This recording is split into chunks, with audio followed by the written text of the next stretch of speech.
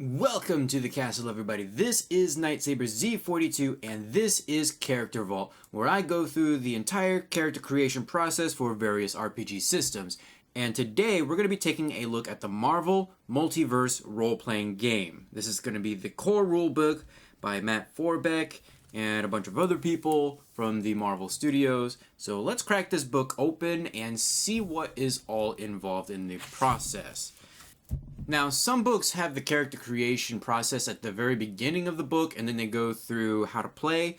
With the Marvel RPG game, it's a little bit different. We have how to play the game first, and then all of the character creation stuff in the middle, and then the information for the GM in the back. And I say that it's in the middle, but really it's like the entirety of most of the book. So you get like 40 pages of how to play the game, and then everything else for the rest of the book is about creating a character and all of the powers, and then at the very end we have information for the GM. And so, what do we need for creating a character? Well, not a whole lot. Two things. First, you're going to need a pencil. Second, you're going to need the character sheet. And the character sheet comes on 2 pages, but really, you're not going to need the second page unless you're doing like high-level stuff. So the first page, for example, has got all your main details like name, height, weight, eyes, your hair, your size, gender, and things like that. And then you have your code name and what rank you are. Your rank is basically your level, how powerful you are. The Marvel RPG system goes from rank 1 all the way up to rank 6, which is going to be like characters like Miss Marvel or Captain Marvel. You have your traits and your tags, and we'll go over the differences between those in a little bit. Some space for notes, your health, your focus, your karma, your speed, which also involves your initiative modifier, your ability and their defenses, any non-combat checks that you can make with those abilities, and then you have your damage multipliers, and oh boy, we'll get into that a little bit later. But as you can see, the bulk of this character sheet is going to be about your powers, which, I mean, in a Marvel universe, your powers and your superheroes pretty much go hand in hand. There's a ton of different powers that you can opt into, which is really cool, and we'll take a look at some of that. But the second page has pretty much the same thing, where you have traits and tags, blurb about personality, history, a space for your portrait, and then more power stuff. So that's a lot of information, or a lot of space devoted to powers. And the reason why is, for each rank that you have, I think you get like 4 powers or something like that. I could be wrong. I'll take a look at my notes and get that right when we actually get into it, but that's a lot of powers per rank. And so based on that calculation, it's like 4 times 6, which is the highest rank that you can get, although let's be honest, you could probably go even higher than that. That's 24 powers right there. Now, what do we actually do in the character creation process? There's a few number of steps. First, we're going to determine our rank, okay? So whether or not we start on rank 1, or if we're going to be all-powerful rank 6 superhero, you're going to have to work with your GM to see where you're going to start. Then you're going to pick your ability scores. That's right. We're not rolling for anything in this game for character creation. After that, we're going to pick some backstory elements. We're going to pick powers. We're going to calculate other scores like our health and our focus and things like that. And then that is pretty much it. So what kind of a character are we going to do for this video? I actually posted on YouTube and on Instagram some ideas for that. And I did have somebody that threw in an idea, and I'm going to go ahead and roll with it. We're going to play as a high school super telepathic, not a cheerleader, but a Carrie type character. So there we go. That is going to be our character concept right off the bat. Somebody who's a little bit socially shy, who has issues, getting into social situations, but is like super duper powerful logically or mentally speaking. So let's talk about ranks. A rank, as I've stated before, equates to how powerful your character can be. The higher rank, the more ability points and powers you have. For example, as we can see down here on this handy dandy table, the ability score points, When you're at rank 1, you have 5 ability points with a default ability cap of 4. So that means you can only put up to 4 in any ability, 4 points in any ability. And it goes up by increments of 5s for your points to spend, and then it just goes up by a point for your ability cap for each rank. And as I've already stated before, in this step, you're going to determine what your starting rank is, or be told what your starting rank is by your GM. And then you're also going to determine what your rank cap is, the overall potential of your character, or the highest rank your character can reach. So for Carrie, we're going to start at rank 2, and our cap is going to be 6. Done. That's all there is for this step. So let's move on. For the second step, we're going to pick our ability scores. Now, there are 6 abilities. We have melee, agility, resilience, vigilance, ego, and logic. So melee measures a character's brawling ability in close combat. Agility represents the ability to attack at a distance. Resilience measures a character's stamina, tenacity, and pain tolerance. Vigilance represents situational awareness, mindfulness, and discipline. Ego measures a character's energy, self-confidence, personal magnetism, and force of personality. And logic represents a character's powers of reason and insight. By the way, if you actually take the first letter in each of those, it spells Marvel. I'm sure they totally planned that out. So you start with a 0 in each ability, and depending on your rank, you are going to spend that many points. So the default cap for any score, as I've stated before, is 3 plus your character's rank. So for rank 2, that is going to be 5. Each ability also comes with a related defense, and this is the target number for the enemy to break through that defense or deal damage to you. Since our rank is 2, we have 10 points to spend for abilities. We can take points away from our starting 0 to a minimum of -3, but we won't do that here. The only reason why you would do that is to gain more points that you can allocate somewhere else, and for my character concept, we don't really need to do that. So I'm going to keep melee at 0. I'm going to bump up my agility to 2, my resilience to 1, vigilance to 2, ego 0, and we're going to have a logic of 5, which is the cap for rank 2. And that's really all we need to do on this step. So let's move on to the next one. Let's talk about backstory elements.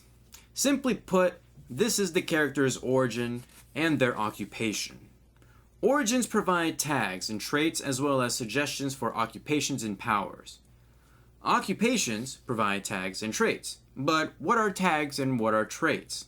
A trait is a label that has a game mechanic associated with it. And a tag is a label that describes an aspect of the character, but primarily has a narrative effect rather than a mechanical one. Our origin, I think it is fitting that we choose mutant. So our origin is going to be mutant, and we do get some tags, and we do get some examples of heroes that have that tag. So for our tags, we have access to Hounded, Krakoan, and the X gene. Now for this, I'm actually going to leave off Krakoan. I'm going to opt to do something along the lines of X-Men, 1997, the old classic X-Men cartoons, or, days from before, your classic X-Men, before they became a free nation on the island, the mutant island of Krakoa. So I'm just going to choose Hounded and X gene. Alright, that's it for our origin. Let's go to our occupation. Now, since we are a high school student, I thought it would be fitting to choose our occupation as student. So our tags are going to be mentor, obligation, school. And we also get a trait called Quick Learner, which we can see here on page 62. Quick Learner, if the character fails an action check, they gain an edge on the check if they try the same action again on their next turn. So, could be really cool. Could be really interesting to have that with us. Now, we can also choose tags as well. Can't really choose traits unless it comes from something else. But tags, since they're narrative, we can opt to choose. And I was thinking about choosing something along the lines of cursed, but I haven't really set that in just quite yet. Mainly because cursed is, willingly or not, the character is affiliated with hell. This can open them up to all sorts of nefarious plots and plans. But I was also thinking that maybe her powers, that there's some sort of a negativity to having these powers or something along those lines. And so that's where I was thinking with that. I haven't really decided if I'm going to do that. For now, it's up in the air. For now, let's talk about powers. Powers are what make up your superhero. They're the amazing abilities that normal people can barely imagine. And there are quite a few number of powers. But before we get to that, we got to talk about power sets. Now, power sets are basically like a classification for all of these powers, categories, if you will. So what kind of power sets do we have to work with in the core rulebook? We have things like elemental control, illusion, magic, which comes in 3 different flavors: chaotic, cursed, and sorceress. We have martial arts, melee weapons, omniversal travel, which also comes in 3 different flavors, from dimensional, multiversal, and time. We have phasing, plasticity, power control, ranged weapons, resize, shield bearer, spider powers, super speed, super strength, tactics, telekinesis, telepathy, teleportation, and weather control. There's also a different power set that isn't really a power set. It's the general powers where anybody can really opt into them.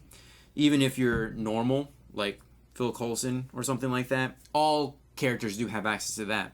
And you can also get a thematic bonus by picking powers from fewer sets than your character's rank, not including general powers, if I'm not mistaken. Since we're only using telekinesis and basic powers, we are going to get a power set bonus of 1.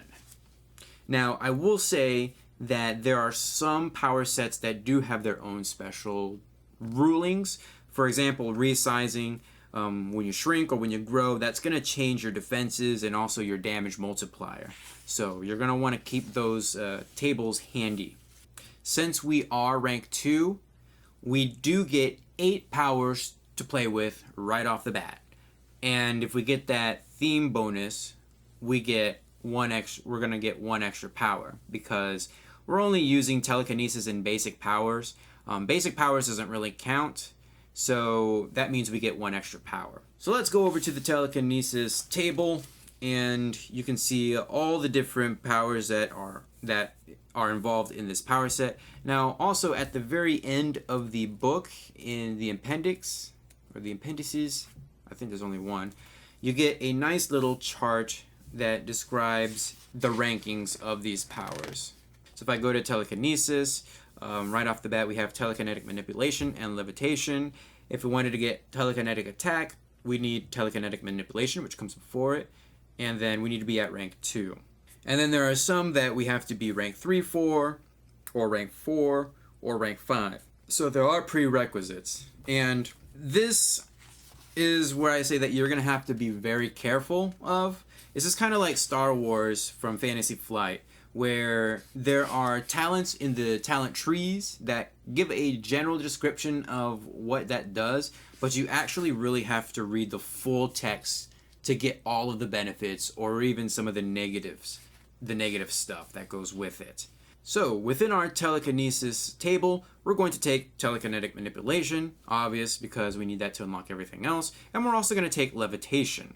Next, we're going to take telekinetic attack, since we're rank 2, telekinetic grab, also since we're rank 2, and then we're also going to take group levitation. And that's actually it for our telekinesis powers. Let's switch on over to our basic powers, which everybody has. We're going to take heightened senses, integrity, brilliance rank 1. So instead of taking a power here, we're also going to take a ability upgrade, and we're going to upgrade our vigilance. I also thought about taking uncanny rank 1, but I think I want her to be a little bit more experienced with her powers and who she is before we kind of get into some of the specifics and the higher ranking stuff. So we'll keep uncanny on the back burner for now. So what do all of these powers do? Well, aside from the telekinetic powers, we'll go over the basic powers because that's where things kind of change a little bit. So heightened senses rank 1. The character can sense things roughly twice as far away as normal. They also have an edge on vigilance checks to perceive things, and enemies have trouble on checks they make to sneak past the character. So obviously, since we have some sort of like telekinetic powers, I think that would be very good that we would have some sort of heightened senses as well, since we're mainly using brain power here.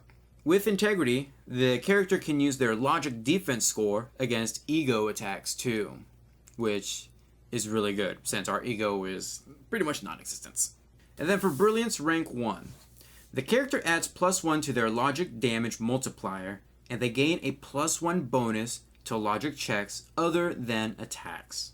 So also good for us since we're primarily dealing damage with our logic.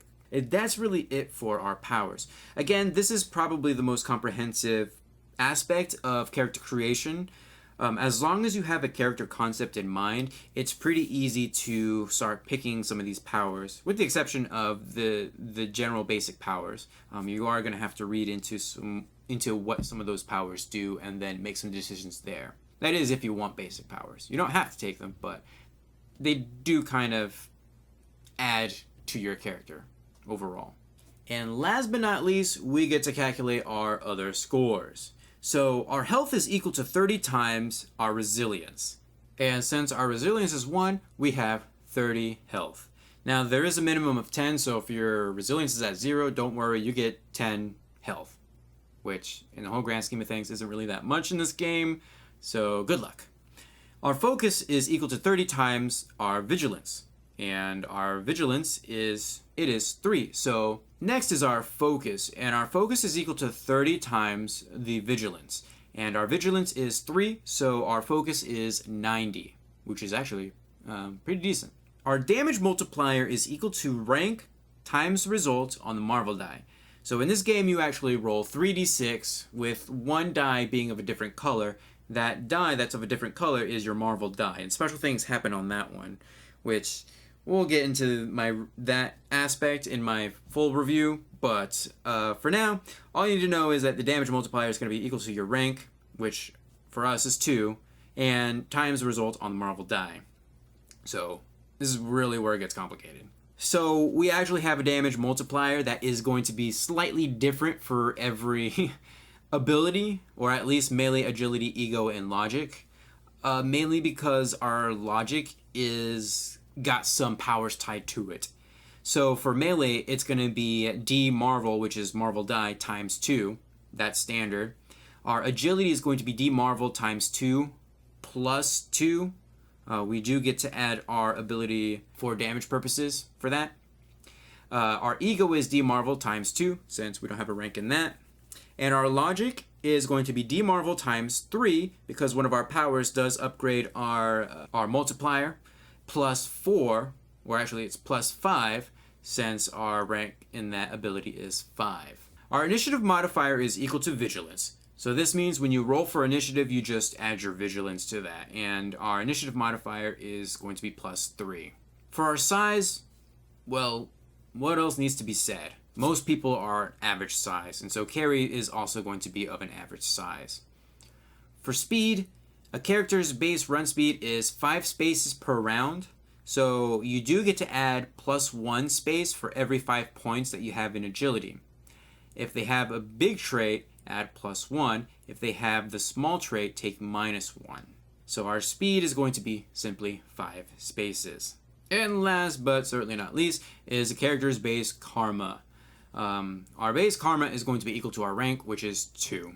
And this is basically your meta currency like you see in most games nowadays that you can use to reroll things and stuff like that. If you have the hero trait, you do start off with karma right off the bat, and if you don't have the heroic trait, you have to earn it, if I'm not mistaken. That's everything there is to creating a character. Let's take a look at the finished character sheet. So everything that I really needed could fit on one page of this character sheet. So we have Carrie, aka iMind, who's female with blue eyes, blonde hair, average size. Origin is mutant, occupation is student. Her health is 30, her focus is 90. Her base karma rather, is 2. Her run speed is 5 spaces, and her initiative modifier is 3. For ability scores, we have 0 in melee, 2 in agility, 1 in resilience, 3 in vigilance, 0 in ego, and 5 in logic. And our defense scores are just going to be 10 added to all of those. So 10 for melee, 12 for agility, 11 for resilience, 13 for vigilance, 10 for ego, and 15 for logic. For our damage multiplier, we have a 2 in melee, 2 in agility with a +2 for that ability score, times 2 in ego, and a ×3 with a +5 in logic. And I managed to get all of my powers onto one sheet. So we have telekinetic manipulation, which means I can manipulate objects from afar. I have levitation, which means I can levitate myself into the air. I have telekinetic attack, which is a logic attack within 5 spaces against a target's logic defense. I have telekinetic grab, which is a logic versus melee defense to grab a target. I have group levitation, which is like regular levitation, only I can do it with multiple people, as long as they're within 5 spaces of me. Heightened senses. Integrity, which allows me to use my logic defense against ego attacks. Very handy. And then I have Brilliance 1, which gives me +1 to logic multiplier and also +1 to logic checks that are not attacks. And that's actually really all there is to creating a character in the Marvel Multiverse role-playing game. Feel free to leave a comment down below, give this video a huge thumbs up to support the series, and subscribe if you would like to see more. I will see you guys in the next video.